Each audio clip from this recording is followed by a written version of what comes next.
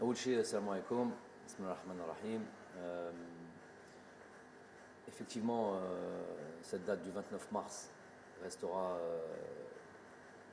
à jamais gravée déjà dans nos têtes, que ce soit les acteurs principaux, à savoir les joueurs, tout le staff technique, évidemment tous les supporters et tout le peuple algérien, en tous les cas ceux qui suivent le football et l'équipe nationale. De par déjà l'importance de ce match-là, décisif pour cette qualification mondiale 2022, et évidemment de par ce scénario,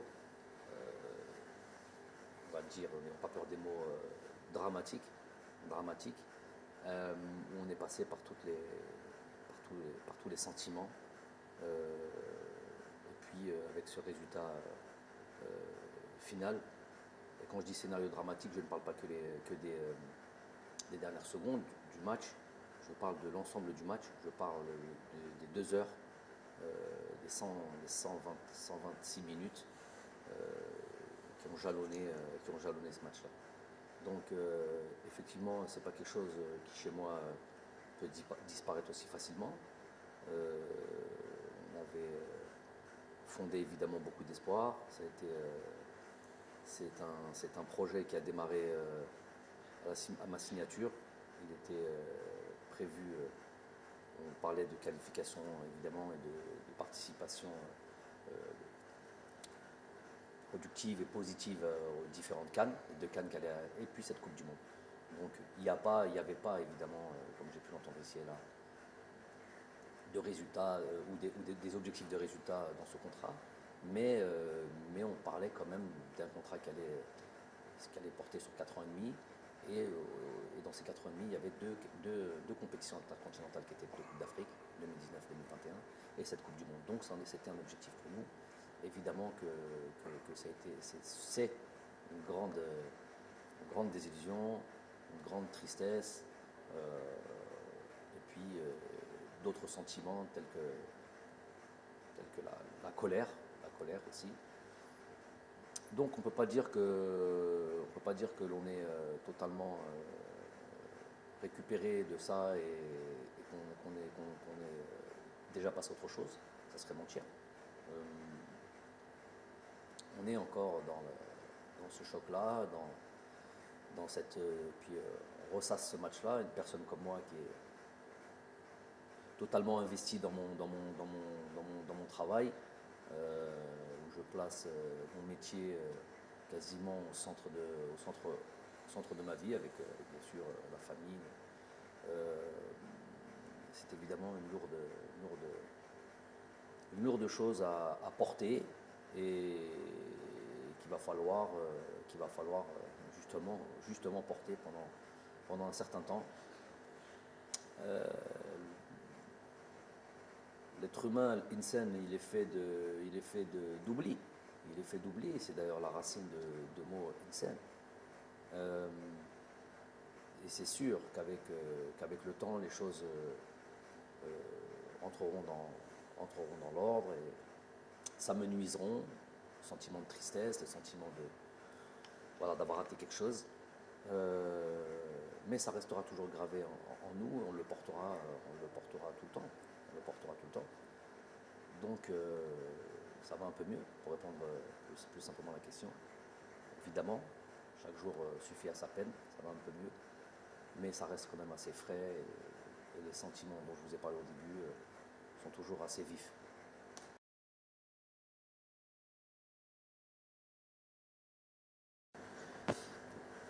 Donc effectivement, sans créer de suspense ou essayer de gagner du temps, pourquoi, pour qui, je ne sais pas, parce que j'ai entendu ici et là, il se doit de répondre. Un investissement avec l'équipe nationale d'Algérie, je suis obligé de répondre un peu plus largement à cette question. J'avais déjà été approché en équipe nationale d'Algérie avant même que je prenne mes fonctions en 2018. Et j'ai à chaque fois tempéré et je l'avais expliqué ça aussi, parce que مسؤولية كبيرة et on ne peut pas, si on ne se sent pas prêt, لما تحس بلي راك جاهز على هذيك المسؤولية وتقدرها, s'aventurer sur ça. Je ne suis pas un entraîneur اللي كان يحوس خدمة, parler simplement, pas un entraîneur sans emploi ou à la recherche d'un emploi, mais il fallait y aller avec des certitudes, une forme de certitude, même si on n'en a pas tout le temps dans le football. Donc j'ai pris le temps, et le jour où j'estimais que j'étais prêt à mon humble avis, et que l'on a fait appel à moi, j'ai répondu présent. Avec ce qui s'est passé, le minimum de respect que j'ai pour mon équipe nationale, pour mon pays, après un échec avec lequel je viens d'expliquer, ça reste un échec, les conditions sont des conditions, pas de problème là-dessus, mais ça reste un échec.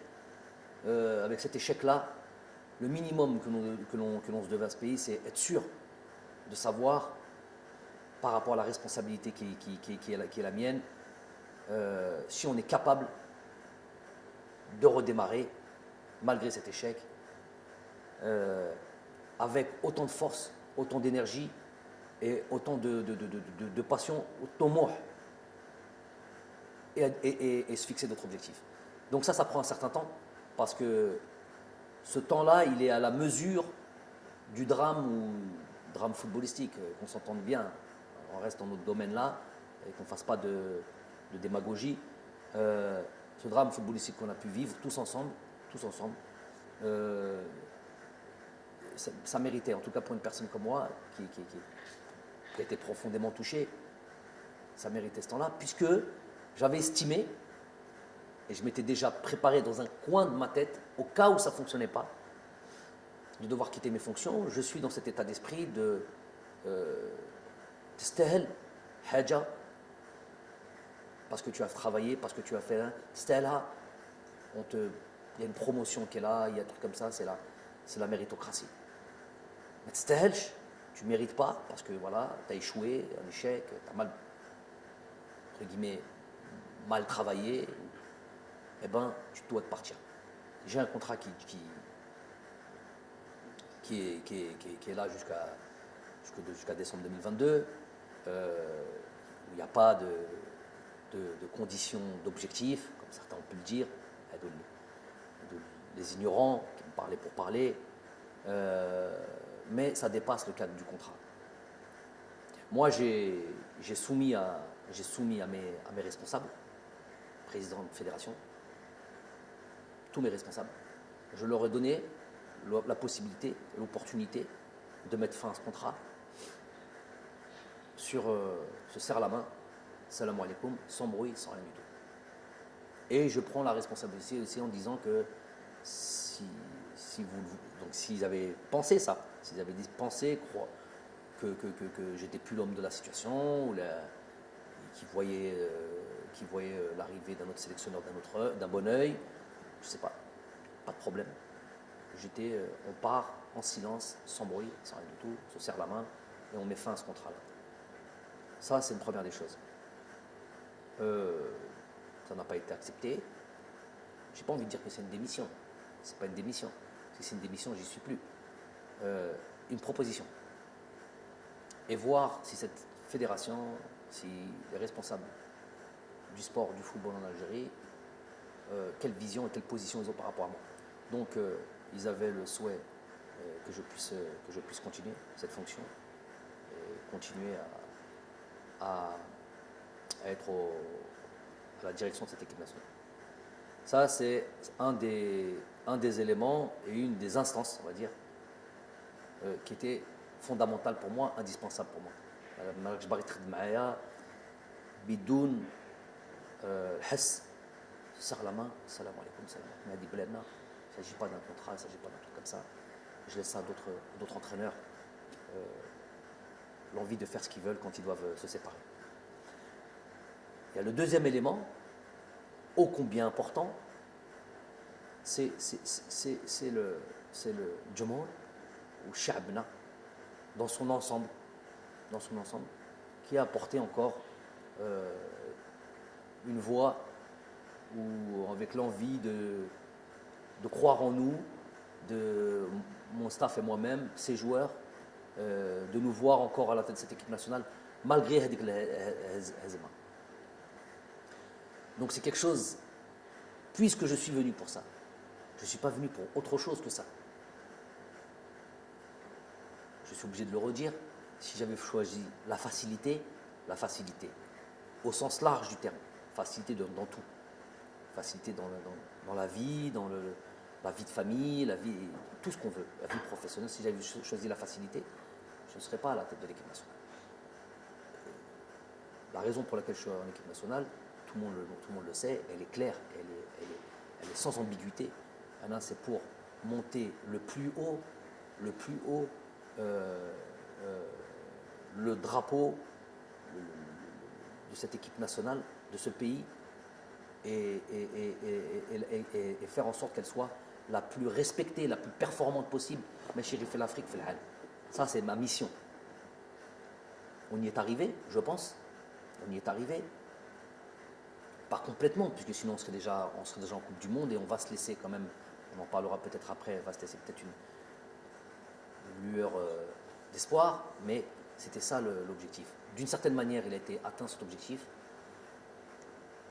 Et ce peuple croit encore en nous, nous croit capables de continuer à leur donner, donner de la joie, faire en sorte de voir cette équipe-là performante, forte, capable de rivaliser avec les grosses nations, capable d'enchaîner des victoires, tout simplement. On est là pour la gagne. Et ça, je ne peux pas tourner le dos à ça, malgré la tristesse, malgré l'accablement, malgré tout. Ça me donne encore plus de force, plus que ces arbitres, plus que ces conspirateurs, plus de l'intérieur comme de l'extérieur, plus que les Nest, qui ne sont pas beaucoup à l'intérieur. 6-7 personnes très facilement identifiables, les khedmo, مشوار شخص ماشي مشوار des projets qui suivent des projets personnels qui sont là à travers à venir foutre la zizanie, mettre le fauda, avoir des haines personnelles, jamais d'espoir, il n'y a que du mal en eux, il n'y a que du sombre en eux. Quand ça gagne ou nestefrah et que c'est une évidence, ils sont obligés un peu de se ranger tout en diminuant le mérite des joueurs, le mérite de ceux qui travaillent. Quand il y a une petite, quand il y a un échec, et dans le football et dans le sport, il y en a, quand il y a et ben, ils le grossissent et on devient des incapables et on devient des gens à qui il faudrait faire du tort. Ça, et ils sont finalement très peu, et c'est du misérabilisme. J'appelle ça du misérabilisme. Ils ne veulent même pas l'importance de les citer. Mais pour revenir au plus important, c'est ce que le peuple croit et pense et comment il se sent à travers nous. S'il y avait eu le moindre doute par rapport à nous et j'aurais senti on voudrait voir quelqu'un d'autre, il n'y a même pas, on reste pas, on serait même pas en train de parler là. On dit salam alaikum, on a fait le maximum. En tous les cas, Rabbi Shahid, chaque jour que l'on a porté et qu'on a été à la tête de cette équipe nationale, on l'a fait chaque jour. On a fait en sorte de mettre ça au centre de nos priorités.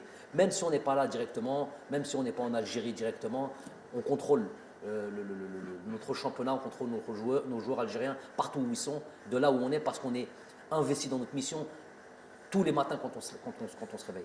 Donc, moi, je ne suis pas inattentif à ça. Je suis plus que réceptif à cet engouement, l'envie du peuple de nous voir continuer. Et c'est impossible de leur tourner le dos. Et donc, on se doit de continuer cette mission. On va le faire comme on l'a fait, avec le cœur. On va le faire avec tout notre investissement. On va le faire avec notre envie, notre détermination, notre rage, j'ai envie de dire, parce que هذا الشعب يستاهل هذا الخير وإنشالله que ce soit une bonne décision dans l'intérêt du pays. أنا هنا avec, je vous ai dit, avec on n'oubliera jamais cette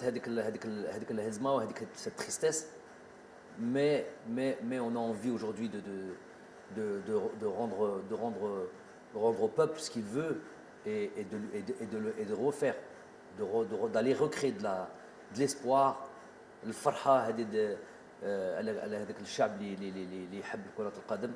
Et nous on est pleinement investis. Donc quand on a dit qu'on a été attentif, je suis attentif à l'espoir que le peuple a en nous et qu'on se doit de repartir de l'avant et d'aller recréer une dynamique. Après, il faut une stratégie, parce que tout marche à la stratégie. Le Hamas mliha, le Tomouh mlih, mais لازم toujours stratégie. On a eu le temps de penser. Je vous ai dit, moi, ma vie, ce n'est que ma famille et mon football. Alors encore plus quand c'est mon équipe nationale. Donc on a eu le temps de penser à la stratégie que l'on va mettre en place. Le nouveau souffle, un souffle qu'on va envoyer à ce groupe, à créer voilà,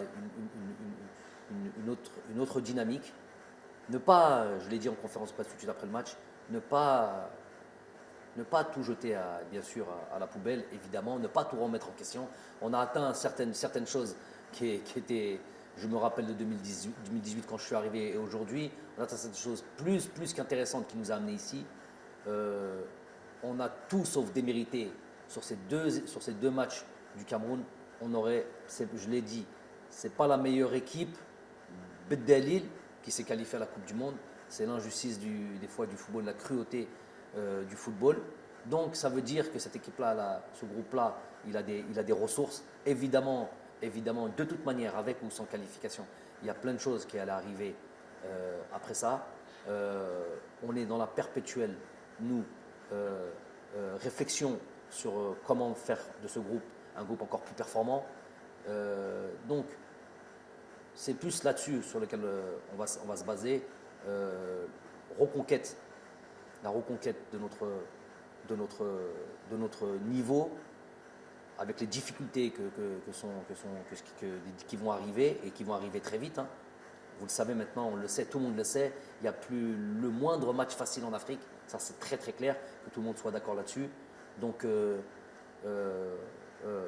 recréer une dynamique, renvoyer, voilà, et que tout le monde, qu'il y ait une synergie. Et ça par contre,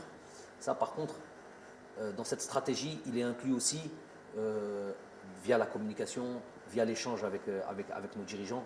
Il est inclus aussi que tout le monde prenne ses responsabilités aussi. Quand je vous ai dit que j'ai crié au loup et au danger de l'arbitrage depuis 3 ans par des faits réels, ce qui n'est pas dans mes habitudes à la base, ni en tant que joueur, ni en tant qu'entraîneur, mais c'était tellement kéritha en Afrique que c'est un élément essentiel. Il y a 2 éléments essentiels, excusez-moi de dévier un peu, 2 éléments essentiels, je l'ai dit à tout le monde, à tous ceux qui veulent l'entendre, à régler impérativement, et ça devrait être les 2 projets les plus importants en Afrique, c'était l'arbitrage et les infrastructures.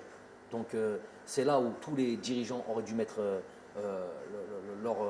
se concentrer là-dessus. Quand on voit le niveau de l'arbitrage, les terrains ça va un petit peu mieux, il y a des stades ici et là qui se construisent, mais quand on voit le niveau de l'arbitrage, on est encore très loin du haut niveau. On est encore, pour moi, à l'âge, j'ai pas peur des mots, hein, à l'âge, c'est notre continent, tout notre continent inclus. On est à l'âge préhistorique au niveau arbitrage, au niveau conditions de jeu, même ça s'améliore, conditions d'infrastructure, mais sur l'arbitrage, on a l'âge préhistorique. Voulu, pas voulu, est-ce que certains y trouvent leur intérêt dans cette CAF, dans cette peut-être FIFA, je ne sais pas qui, pour que l'arbitrage n'évolue pas? J'en sais rien. En tout cas, c'est un constat, c'est un fait. Celui qui veut venir en parler avec moi, il vient. Celui qui a fait le Meiden, il dit fait le Meiden Mahia, on a Hadro et on parle concrètement de ce qui se passe. On analyse concrètement ce qui se passe, plutôt que de venir parler, sortir des belles phrases. Sur le terrain, gros souci au niveau de l'arbitrage. Je vais prendre le temps de dire une chose. J'ai travaillé dans le continent asiatique. J'ai travaillé dans le continent européen, évidemment, en tant que joueur. Et j'ai vu comment on a basculé au niveau de l'arbitrage en Europe, comme on est quasiment au niveau zéro, quasiment au niveau zéro erreur, en plus avec la VAR. Donc là, il n'y a quasiment plus aucune possibilité d'erreur. C'est une vraie assistance. C'est une vraie assistance aux arbitres. Il n'y a plus de possibilité d'erreur. En Asie, donc il n'y a même plus la possibilité qu'un arbitre fasse quoi que ce soit. En Asie, j'ai été à la tête j'ai fait les Champions League asiatiques avec mon club. J'ai fait les équipes nationales avec l'équipe nationale du Qatar. Donc j'ai fait les compétitions internationales asiatiques. J'ai fait des colloques, pas des colloques, des réunions préliminaires aux compétitions que l'on a pu jouer, que ce soit des coupes du Golfe, que ce soit des coupes des championnats d'Asie, des Champions League asiatiques. J'ai fait ces réunions préliminaires. J'en ai fait notamment une avant un championnat d'Asie, je crois, où je le répète et je répète souvent, on sort de la réunion, elle dure 1 heure, 1 heure et demie. On sort de la réunion, tu as l'impression, toi qui est complètement intègre, qu'il va t'arriver quelque chose, tellement ils sont pointus, assidus et exigeants et impardonnables. C'est tolérance zéro en termes d'arbitrage. Faut savoir qu'en Asie, si tu entends, vois, c'est les mots qui avaient été utilisés par les dirigeants de l'AFC, la Confédération asiatique.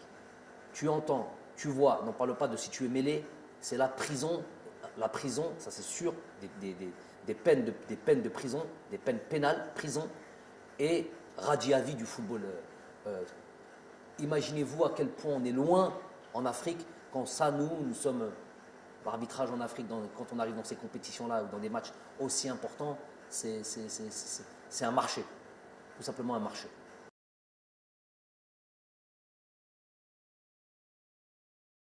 Ok, donc effectivement, on est dans ce groupe avec l'Ouganda, la Tanzanie, le Niger. On retrouve le Niger. Comme je l'ai dit, que tout le monde le sait maintenant, il y a plus de petites équipes en Afrique. On a pu le voir durant cette CAN, par exemple, qui a regroupé. On a vu toutes les phases la phase de groupe, toutes les équipes, les grosses équipes. Ne serait-ce que prenons en exemple le champion d'Afrique, le Sénégal, avec cette première victoire, je me rappelle 1-0, 97e minute sur penalty de Mané contre, je sais plus, contre le Zimbabwe, je crois, je ne sais plus contre qui.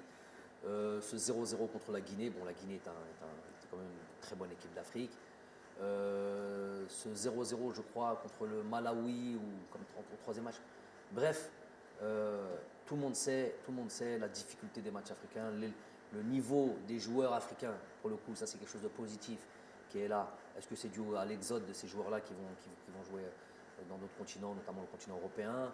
Est-ce que c'est ça? Est-ce que c'est la formation? Je sais qu'il y a beaucoup de pays qui travaillent à la formation, le Sénégal, le Mali, c'est des pays où ça forme, d'autres pays aussi, Sud-Afrique, l'Afrique du Sud.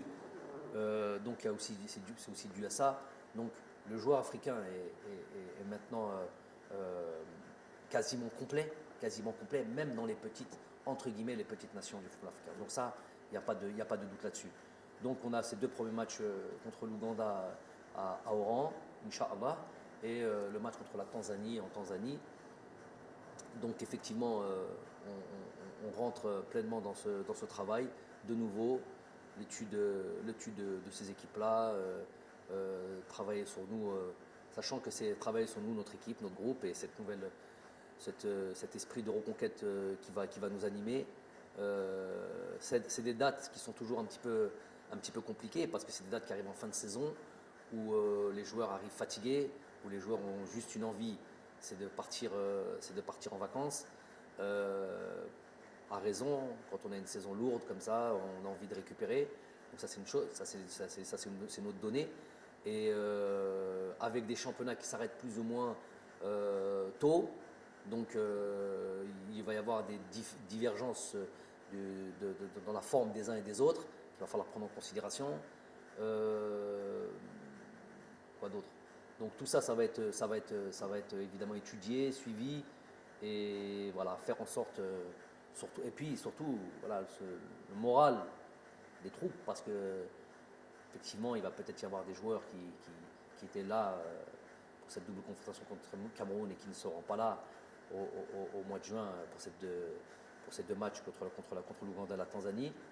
Mais il y aura aussi un noyau qui est là et qui a été touché, je sais, qui est lourdement touché parce qu'ils avaient beaucoup d'espoir dans cette qualification à la Coupe du Monde. Donc, il va falloir aussi remobiliser les troupes, se réinventer, renvoyer de la force au projet que l'on veut mettre en place et que tout le monde adhère à ça. Voilà, que tout le monde adhère à ça. On va s'atteler à ça. Donc là aussi va être la difficulté, en plus de l'adversaire, en plus des deux matchs qu'on va pouvoir jouer dans ce groupe-là, dans ce début de campagne de qualification. Il va y avoir aussi ces éléments à prendre en considération. On va être déjà dessus. Nous, de toute manière, entraîneur que je suis, staff que l'on est, on est dans l'éternelle remise en question. On fait un bilan après chaque stage, après chaque phase finale. On est dans l'échange quasi quotidien. C'est un travail lourd sur lequel on est. Où je vous ai dit, on place notre travail au centre de nos priorités. Donc tout ça là, tout ce que vous venez de citer, évidemment, ça va être mis à l'ordre du jour. Évidemment qu'il va y avoir un effectif qui va évoluer, mais je vous dis, de toute manière, on est dans la perpétuelle idée de comment être plus fort. Donc que ce soit avec un groupe, que ce soit dans la méthode de travail, que ce soit dans les idées de jeu, de comment poser. Vous voyez bien sur ces deux derniers matchs, on a été sur un système dans lequel on n'a jamais joué. On a estimé que c'était le meilleur système. Il s'avère qu'on a été gagné à l'extérieur, là où c'est très, très, très difficile d'aller battre le Cameroun, sans concéder la moindre occasion. Si ce n'est le coup franc de Toko Ekambi un petit peu vicieux, sur lequel Raïs était vigilant. Je ne sais pas si on peut considérer ça comme une occasion, mais en tous les cas, sur l'aspect du jeu, on n'a pas concédé d'occasion. Ils ont eu le ballon, ils sont là parce qu'on a bien voulu ça, une position stérile qui ne nous a pas amené à des vraies occasions de but. Un match retour, on est reparti sur le même système, on peut avoir des systèmes identiques, mais avec une animation différente et avec un état d'esprit différent. On s'est créé pas mal de situations. On a frappé 7-8 fois au but Pour moi, ce match-là, je le résume comme ça aussi. Il y a eu deux hommes du match dans ce match-là. Le premier, c'est Gassama. Le deuxième, c'est Onana, le gardien de but. Combien d'arrêts il a fait? Combien de situations il a eu? Bon, plus ou moins dangereuses. Il y a eu des arrêts un peu plus faciles, toujours avec des frappes cadrées. Mais il y a eu des vraies situations de but. Il y a même eu des buts qui ont été annulés. On s'est retrouvé dans la surface de réparation, donc il y a des pénaltys qui ont été annulés. Tout ça, et pour eux quoi? Une occasion sur le centre avec le double arrêt de Raïs Mbolhi. Donc on s'est remis, pour vous dire qu'on se remet en question, même sur des matchs clés, alors qu'on a un système dans lequel on joue plus ou moins deux systèmes sur lesquels on alterne depuis à peu près quasiment 4 ans. On n'a pas hésité à se remettre en question sur un match, alors qu'on peut estimer qu'il peut y avoir un grand risque de changer un système tactique, de passer d'une défense à 4 à une défense à 3. Bref, tout ça, c'était une prise de risque calculée. Donc c'est pour dire à quel point on est dans la réflexion, l'analyse. Il y aura, ça sera perpétuel, ça sera un truc. Il va y avoir l'avènement normalement de joueurs qui vont devoir faire comme l'ont fait à leur temps Youssef Blaili, Baghdad Bounedjah, Djamel Belamri, Youssef Attal, Ismail Benasser. Quand on arrive en sélection, Ismail Benasser, il ne faut jamais l'oublier, n'avait 0 match en équipe nationale. Donc c'est des joueurs qui ont commencé à jouer avec nous et qui ont progressé, qui se sont imposés. J'invite les différents joueurs qui vont nous rejoindre à être dans ce même état d'esprit, à les bousculer, et plus que bousculer, prendre des places s'il le faut dans cette équipe nationale et montrer qu'ils sont au niveau pour aller faire de grandes choses. Les cadeaux, il n'y aura jamais de cadeaux. On me parle par exemple d'un Ahmed Touba qui a fait une très bonne rentrée et que des fois aussi simpliste que ça m'étonne toujours quand c'est des professionnels, soi-disant professionnels qui en parlent. Il aurait dû faire jouer lui, les sélectionneurs de plateau, les entraîneurs de plateau qui n'ont jamais entraîné qui que ce soit, en fait. Hein. Même pas une équipe de U13 ou U15, mais ils ont toujours la science infuse. Ou si on leur donnait une équipe, on verrait leur niveau catastrophique, catastrophique, et la manière de travailler. Ils se reconnaîtront, cela. Donc, quand on me dit oui, il aurait dû faire jouer lui, il aurait dû faire jouer lui, après résultat, à 20 secondes, à 30 secondes, on n'aurait rien dû refaire. 30 secondes a suffi à remettre en cause des joueurs et remettre en cause des systèmes. Mais par exemple, je vais parler de choses intéressantes. Un joueur comme Ahmed Touba, par exemple, Ahmed Touba, il y a un début dans lequel il est arrivé, où on a discuté avant, il y a un long process. On ne va pas tous les jours crier non, non, non. Lui, il sait ce qu'on fait. Avant même qu'il arrive, il y avait une discussion à avoir sur son jeu et sur sa manière de jouer. Le Ahmed Touba, qui est venu, qui nous a rejoint il y a 1 an et demi à peu près, ou 1 an comme ça, qui n'a pas trop joué, et le Ahmed Touba d'aujourd'hui, il y a une grosse différence. Déjà, on le voit sur ses matchs qu'il fait avec son club, la progression qu'on lui a demandé sur des situations de jeu, sur la manière de se comporter en tant que défenseur, des choses qu'on a eu des échanges profonds sur lesquels on demandait, et ce changement-là ne se fait pas du jour au lendemain. Donc, le Ahmed Touba et ce Ahmed Touba d'il y a 1 an et Ahmed Touba 3 jours avant le match ou 2 jours avant le match, une discussion qu'on a pu avoir en fonction de ce que je voyais à l'entraînement et de son évolution, je lui ai dit que ton tour va arriver très tôt. Il en témoignera 48 heures ou 72 heures avant ce deuxième match. Ton tour va arriver. Parce que ce que je vois là, c'est ce qui m'intéresse. Un vrai défenseur, quelqu'un qui n'est pas venu, qui ne vient pas en sélection en admirant peut-être. C'est lui-même qui a dit ça. Une forme de timidité, qui ne lui permettait pas de jouer le jeu que l'on demande. Et lui-même, on était à réaliser ça. Et le Touba qui est venu lors du dernier stage, incisif, vrai défenseur, dans l'âme, qui n'est pas là en tant que spectateur, j'ai vu l'évolution. Je dis donc, prépare-toi, ton temps viendra, si ce n'est pas ce match-là, tout de suite après le prochain stage, donc au mois de juin, tu seras directement concerné. Donc on a eu cette discussion avec eux. Il s'avère qu'il est rentré, il a fait la rentrée qu'il a fait. Mais peut-être que si Touba l'avait fait rentrer plus tôt dans d'autres matchs, on aurait crié c'est quoi ce joueur-là, il n'est pas apte à jouer en équipe nationale. Donc les choses, elles viennent avec le temps. C'est pas, il a joué 20 minutes, il a bien joué, oh il aurait dû jouer les 2 heures auparavant. C'est plus que ça, c'est un calcul et un travail qui est plus élaboré que ça. C'est un exemple, mais il y en a d'autres comme ça.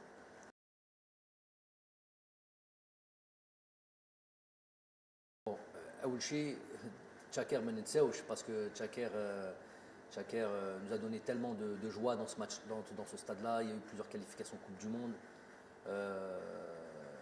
qui ont été réalisées, des matchs historiques. Menseauch, ne serait-ce que parce que il porte le nom d'un Shuhada, donc Rabbi Rahmou, Rabbi Wasa alayh.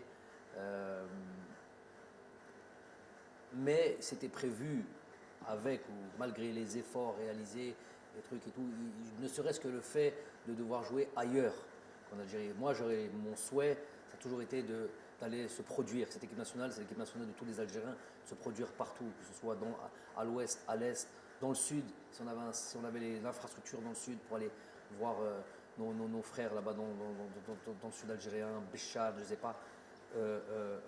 Du côté de la Kabylie, il y a le stade de Tizouzou, j'espère qu'il arrivera à achèvement le plus tôt possible. Déjà l'idée c'est ça, d'aller se répandre et d'aller profiter de Jomorna ou Humayoteni profite de nous et d'aller faire des grands matchs partout en Algérie. Ça c'est l'objectif numéro 1, avec ou sans Tchaker. Ça c'est une chose. Deuxième chose, donc le stade d'Oran et le stade c'est celui-là qui est prêt. Et c'est celui-là parce qu'ils vont accueillir les Jeux méditerranéens. Et évidemment, donc c'est un début. C'était prévu bien avant ce match-là. C'était prévu qu'on aille à Oran parce qu'on savait que c'était le stade qui allait être prêt. Donc on va aller jouer à Oran. On va aller jouer un match, 2 matchs, 3 matchs régulièrement. Le temps que les autres stades soient prêts.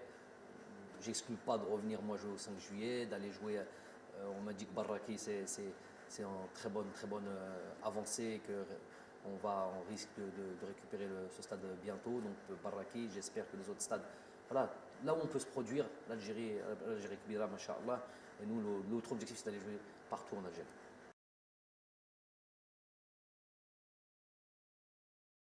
Donc voilà un sujet aussi un sujet important. Donc déjà le président a présenté sa démission.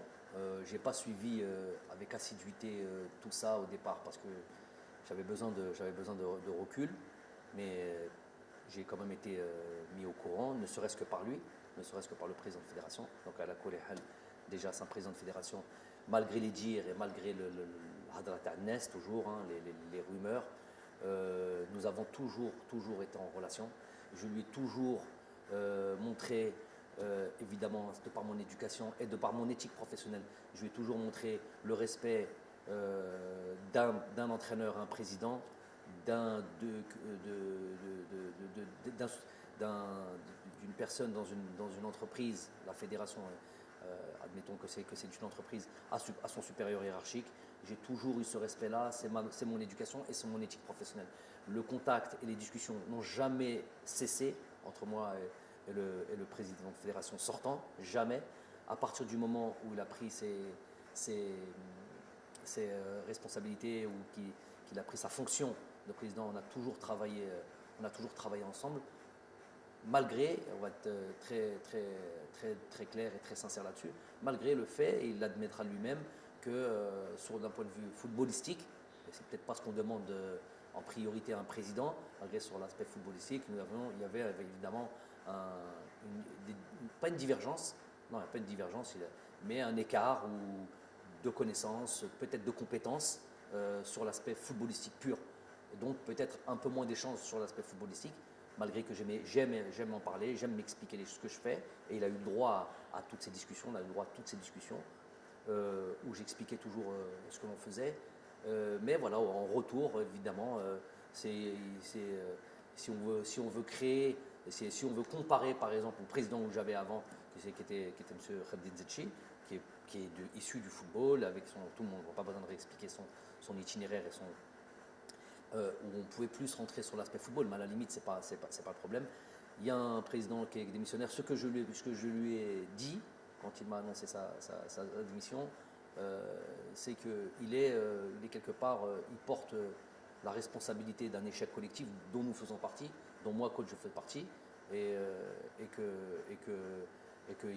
faut peut-être qu'il y en a un qui paye pour ça, ou peut-être que lui-même, s'il est démissionnaire, c'est que lui-même peut-être estime qu'il ne peut pas mener sa fonction au bout. Je ne sais pas, les raisons lui appartiennent.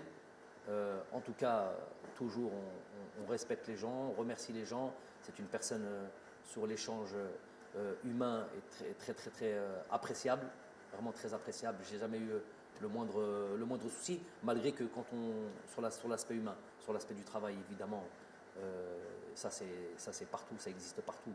Il peut y avoir des divergences, on donne chacun son point de vue, mais après, ça ne dépasse pas un certain niveau au niveau du respect. Le respect a toujours été là. J'apprécie l'homme. Il n'y a pas eu l'ombre de souci. J'ai fait ce que j'avais à faire en tant que sélectionneur par rapport à un truc. Tout ce qui a été dit concernant nos relations, comme quoi il n'y avait pas de relation, c'est du mensonge. Ça, lui, il le sait, lui peut en témoigner, les gens qui travaillent avec lui peuvent en témoigner, du gros mensonge, comme il est répandu beaucoup chez nous, chez les 6-7 dont on parle là, les 6-7, ils se reconnaîtront, ils passent leur temps à créer cette nuisance qui fait rien de bien à l'Algérie. Ils n'apportent absolument rien de bien à l'Algérie. Anti-progression, anti-amélioration, anti-espoir, je les appelle. Donc il y a toujours eu la relation avec le président. Il est sortant. Je n'ai, et ça c'est bien que vous me posez la question, très important qu'on mette les choses au clair, devant vous et devant Shab Kamel et devant tous ceux qui vont décider et devant tous les pouvoirs publics et devant tous ceux qui ont un rapport avec l'élection d'un nouveau président de fédération. J'ai parlé tout à l'heure de Khaled Zetchi. Ceux qui disent encore, on n'est jamais plus sourd que quand on ne veut pas entendre.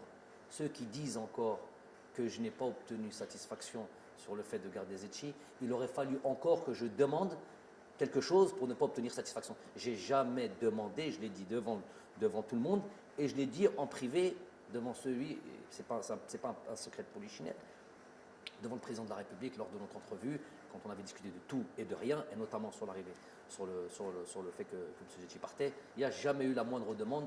Le meilleur témoin, c'est le président de la République. S'il y en a quelqu'un qui veut se substituer à ce témoin et qui a un dos qui est plus véridique que le président de la République sur cet aspect-là, qu'il se lève et qu'il se montre.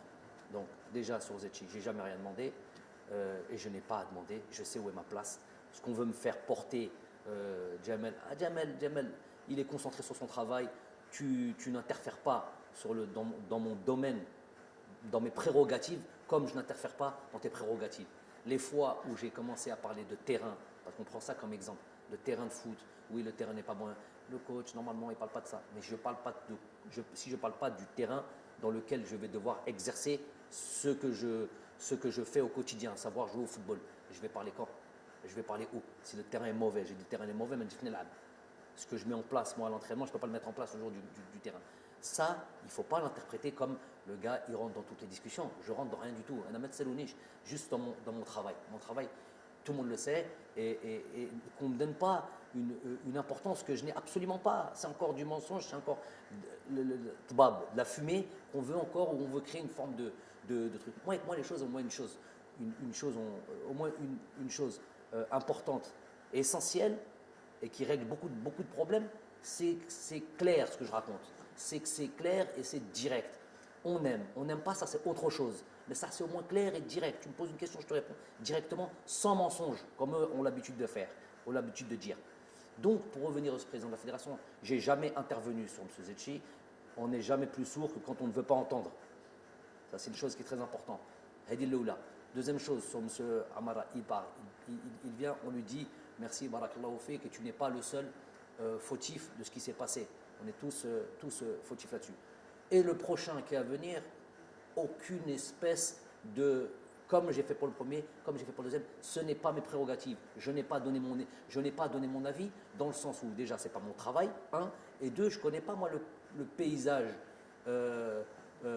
footballistique des dirigeants en Algérie. Je ne le connais nulle part d'ailleurs.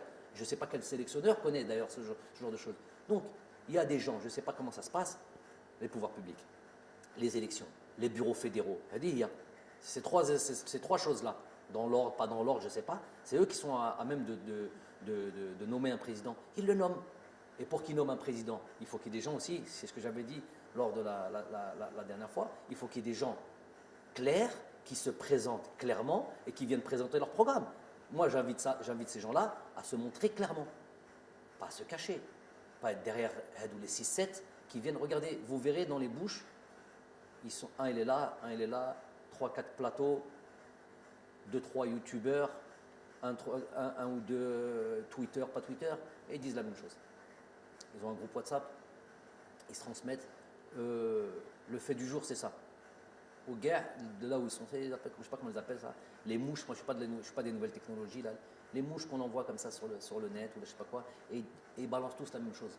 Tout ce qui fait du mal au pays. Cela, c'est tout ce qui fait du mal. C'est cela qui amène la noirceur. C'est cela qui amène l'ambiguïté. C'est cela qui amène le bab dans le pays. On ne sait plus qui dit quoi, mais qui est désinformé, malhonnête. Hadou, je les appelle vraiment. Tu peux ressentir, j'ai pas peur des mots, au fond de lui, il a un discours de l'Algérie, le drapeau, Hadra Sha'bawiya. Ça, tu l'entends. Mais dans les faits, c'est tout le contraire. Je vous l'ai dit après la conférence de presse, il y en a, c'était l'Eid avant l'heure. Ils ont festoyé, ils étaient heureux comme pas possible. Wallah, heureux comme pas possible. Leur épouse, ce jour-là, leur demandait n'importe quoi, elle leur donnait. C'était un jour de fête pour eux. C'était là où tout le monde pleurait, ils se reconnaissent et ils le savent. Au fond d'eux, ils le savent. Par contre, un jour, il y a eu une ambiguïté sur les termes que j'avais employés. Il n'y a plus d'ambiguïté. Hada munafiq 100%. Munafiq li mouktuba fil Coran.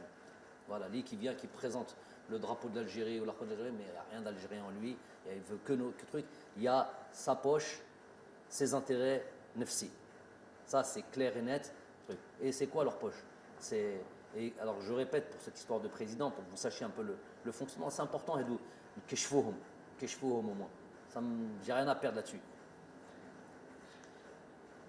Jamel Belmadi, oui, il a un truc sur le. Je suis en train de dire au pouvoir public, aux bureaux fédéraux, à tous ceux qui vont élire. Moi, j'ai rien à voir là-dedans, ne me demandez pas là-dedans. Ramenez le président de fédération que vous voulez. Moi, je ne travaille pas pour un président de fédération, je travaille pour. Ça va être mon supérieur hiérarchique, ça va être avec lequel je vais devoir travailler. Mais moi, je travaille pour l'équipe nationale d'Algérie, je travaille pour mon peuple. Comme le président de fédération va venir travailler pour le peuple. Donc, je n'ai absolument pas à me mêler de tout ça. Qu'ils aillent faire leur truc, peu importe qu'ils amènent. C'est clair, il n'y a plus de trucs.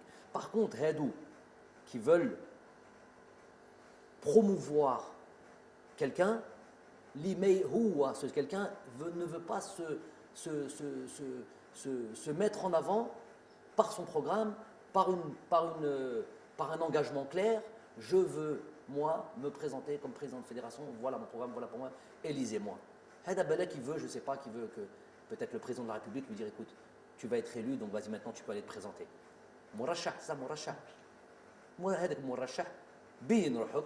Arrête d'être derrière tes 6-7 personnages là les Hadra Bark qui veulent rouler le peuple dans la farine.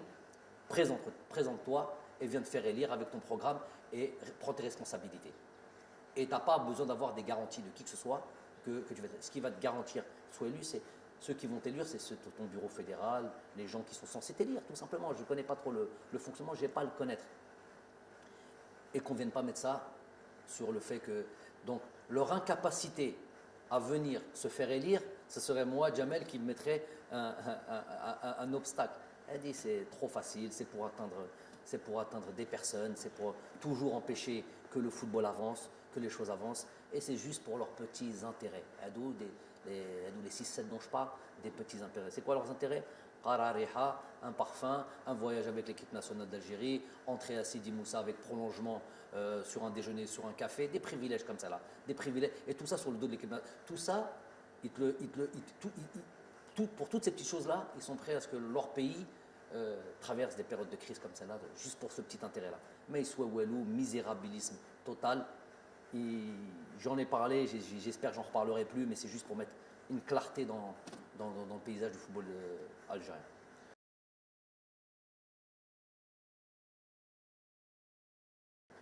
Ben Kemlo, moi ce que je veux dire c'est que on est certes enragé, on est certes déçu, on est certes, n'ayons pas pour des mots, traumatisé. Ben ça, voilà. Demain matin, le jour se lèvera et la force des hommes et d'un peuple, c'est aussi de se relever. Donc nous, on va se relever. Plus jamais de la vie, on laissera 2-3 personnes conspirer contre notre pays. On ne laissera plus jamais un arbitre comme ça venir mettre à mal un pays. Je suis obligé de dire que je n'ai pas aimé du tout le lendemain du départ de cet arbitre à l'aéroport d'Alger, le voir confortablement assis dans les salons à boire un café et un millefeuille. Ça, j'ai pas aimé ça. J'ai vidé mon sac chez cet arbitre-là. Je l'ai croisé en Turquie après, j'ai pris le vol. Je lui ai redit la même chose. Je lui ai dit qui il était. Mais ça, j'ai pas aimé que nous puissions accepter ce genre de choses. Nous, quand on va dans ces pays, quand on va en Afrique, souvent, c'est pas ces traitements de faveur que l'on a. Hada, il a enlevé l'espoir de tout un peuple et on le laisse comme ça. Je ne dis pas qu'il faut le tuer, je ne dis pas qu'il faut le truc, mais Hada Haggar, Hada plus que Haggar. Donc ça, j'ai pas apprécié. Il ne faudra plus jamais accepter ce genre de choses. Inch'Allah, هذا الشعب الجزائر إن شاء الله يزيد يفرح ويزيد Inch'Allah qu'on vit encore des moments comme ça de joie, d'allégresse dans le futur. En tous les cas, nous, on va faire le maximum, on va s'atteler à ça, staff technique, joueurs. De toute manière, il va y avoir des joueurs. Bien sûr, il y a des erreurs ici, là, bien sûr, il y a des choses qu'on peut leur reprocher, mais dans l'ensemble, je les félicite, mais on va devoir encore faire plus et ils vont devoir encore démontrer encore plus d'envie pour leur pays dans un esprit de reconquête. Donc voilà ce qui va être dans notre avenir. Et on a fait Laylat al-Qadr sur les derniers jours. Rabbi, Inch'Allah, سيامنا يقدر دعاء ان شاء الله، وان شاء الله نكملوا هذه الصيام بالصحه والهنا، وصحه رمضانكم، صحه عيدكم، on vous dira ça en temps et en heure. Voilà.